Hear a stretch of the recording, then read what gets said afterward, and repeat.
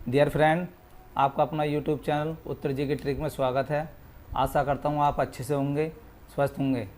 और आज मैं वीडियो में 25 क्वेश्चन लेकर आया हूँ और ये क्वेश्चन हमारे इतने ही महत्वपूर्ण हैं, एग्ज़ाम की दृष्टि से काफ़ी महत्वपूर्ण है। और वीडियो में आप लास्ट तक बने रहिए और वीडियो में एक से एक जानदार क्वेश्चन है। चलिए वीडियो बिना देर के हुए वीडियो स्टार्ट करते हैं। देखते हैं पहला क्वेश्चन क्या है। इनमें से कौन सी युग्म शब्द गलत है? यानी इसमें पूछ रहा है इनमें से कौन सा युग्म शब्द गलत है। तो ए ऑप्शन में है नशा मद, बी में है निशान चिन्ह, सी में है नगर शहर, डी में है नारी स्त्री। तो इसका सही आंसर होगा बी निशान चिन्ह। चलिए अगला प्रश्न देखते हैं। संधि कितने प्रकार की होती है? यानी संधि के कितने प्रकार होते हैं? तो आपको बताना है। ए ऑप्शन में है 1, बी में है 2, सी में है 3 और डी में है 7। तो इसका सही आंसर होगा सी यानी 3। संधि के कितने प्रकार होते हैं? 3। चलिए अगला प्रश्न देख। दिए गए शब्दों में शुद्ध वर्तनी वाला शब्द है। यानी दिए गए शब्दों में शुद्ध वर्तनी वाला शब्द है। तो आपको बताना है। इसके ऑप्शन है। ए ऑप्शन में है सर्वोत्तम, बी में है कीर्ति, सी में है स्रोत और डी में है संसारी। तो इसका सही आंसर होगा हमारा सी स्रोत। और जो संसारिक है इसमें एक प्रत्यय जुड़ा हुआ है। अगर इसमें स के बराबर में हाँ आका डंडा लगा दें तो ये सही हो जाता है, लेकिन इसमें आका डंडा नहीं दिया है तो इसलिए ये गलत है। चलिए अगला प्रश्न देखते हैं। महात्मा में कौन सा समास है? ए ऑप्शन में है तत्पुरुष समास, बी में है अव्ययभाव समास, सी में है बहुवीरी समास, डी में है कर्मधारय समास। तो इसका सही आंसर होगा हमारा डी कर्मधारय समास। महान है जो आत्मा। निम्न में से नासिकीय व्यंजन कौन सा है? तो ए ऑप्शन में है स, बी में है जय और सी में है ग, डी में है व।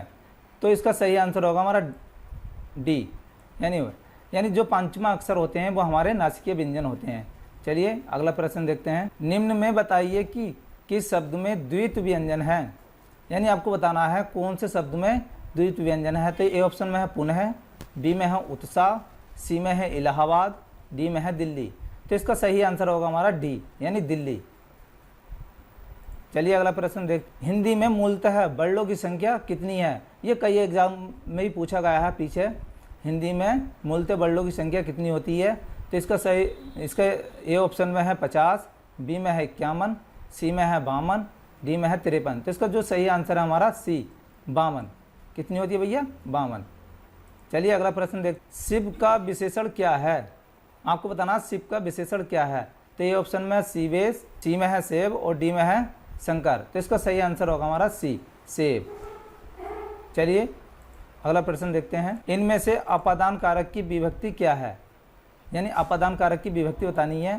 तो ये ऑप्शन में है ने, बी में है के लिए, सी में है से, डी में है को।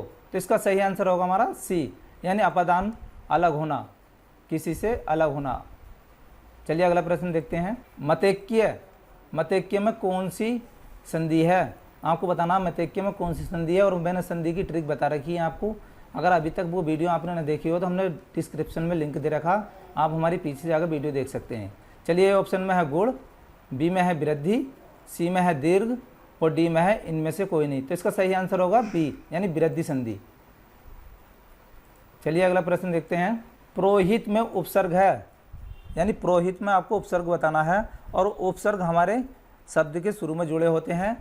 तो ए ऑप्शन में है पुरस, बी में है पूर्व, सी में है पुरा, डी में है पुर। तो इसका सही आंसर होगा हमारा डी।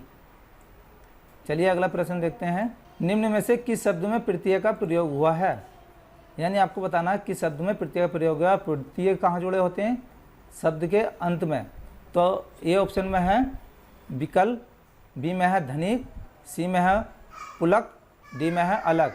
तो इसका सही आंसर होगा बी यानी इसमें मूल शब्द क्या हमारा धन, और धन में क्या जोड़ रखा है इन्होंने? एक। तो ये बन गया धनिक। चलिए अगला प्रश्न देखते हैं।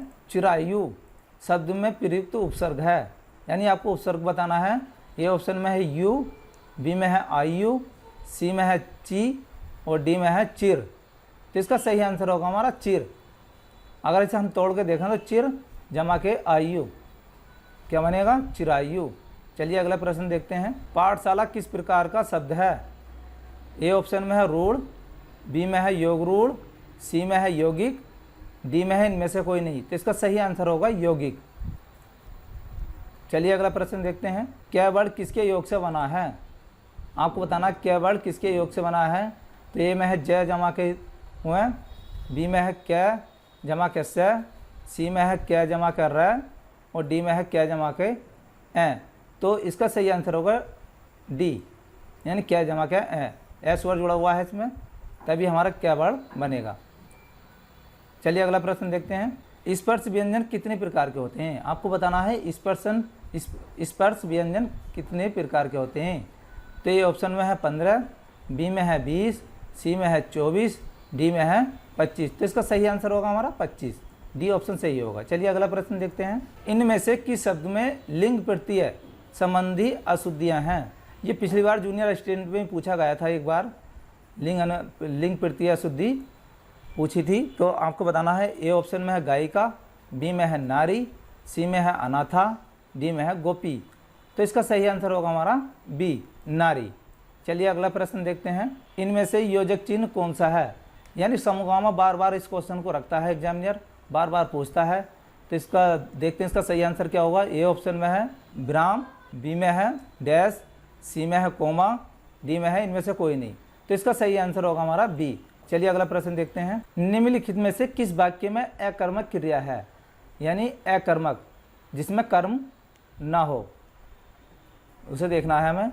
ए ऑप्शन में राम पत्र लिखता है, बी में है मैं बालक को जगवाता हूँ, सी में है गेहूँ पीस रहा है, डी में है मदन गोपाल को हंसा रहा है। तो इसका सही आंसर होगा हमारा सी, यानी गेहूँ पीस रहा है। क्या पीस रहा है?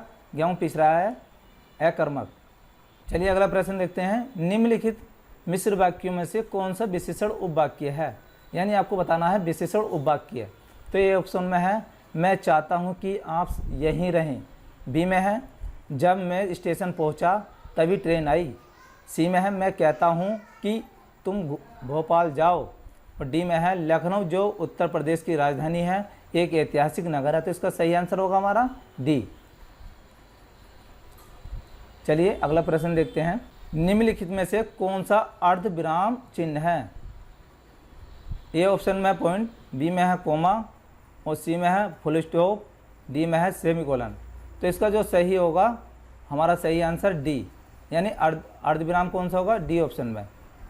चलिए अगला प्रश्न देखते हैं। वाक्य के घटक होते हैं। ए ऑप्शन में उद्देश्य और विधेय, बी में है कर्ता और क्रिया, सी में है कर्म और क्रिया, डी में है कर्म और विशेषण। तो इसका सही आंसर होगा हमारा ए, उद्देश्य और विधेय। यानी उद्देश्य क्या होता है? हमारा कर्ता होता है, विधेय में क्या आता? कर्म और क्रिया। चलिए अगला प्रश्न देखते हैं। वाक्य के अशुद्ध भाग का चयन कीजिए। ए ऑप्शन में तुम कक्षा में आते हो, बी में है कोई त्रुटि नहीं, सी में साथ क्यों नहीं लाते, और डी में है तो तुम्हारी पुस्तक। यानी वो दिख रहा है हमें, कौन सा ऑप्शन हमारा गलत होएगा? डी, यानी तो तुम्हारी पुस्तक। तो इसका शुद्ध भाग कौन सा है? डी ऑप्शन, यही हमारा आंसर है। चलिए अगला प्रश्न देखते हैं। विरोध करने के लिए सही मुहावरा है। आपको बताना है विरोध करना, यानी ए ऑप्शन में सिर झुकाना, बी में है सिर उठाना, सी में सिर कटाना, और डी में है सिर चढ़ाना। तो इसका सही आंसर होगा हमारा बी, यानी सिर उठाना, विरोध करना होता है। चलिए अगला प्रश्न देखते हैं। आज के प्रैक्टिस सेट का अंतिम प्रश्न। रहीमन पानी रखिए बिन पानी सब सून में कौन सा अलंकार है? ये हमारा वीडियो री एग्जाम में भी पूछा गया है। चलिए देखते हैं इसका सही आंसर क्या होगा। ए ऑप्शन में है यमक, बी में है श्लेष, सी में है अतिशयोक्ति, और डी में है अनुप्रास। तो इसका सही आंसर होगा बी, श्लेष। तो कैसी लगी वीडियो दोस्तों? अगर वीडियो अच्छी लगी हो तो वीडियो को लाइक कर देना और अपने दोस्तों में ज़्यादा से ज़्यादा शेयर करना। और अभी तक आपने चैनल सब्सक्राइब ना किया हो तो चैनल को सब्सक्राइब कर लेना। और वीडियो के अंत तक बने रहने के लिए धन्यवाद।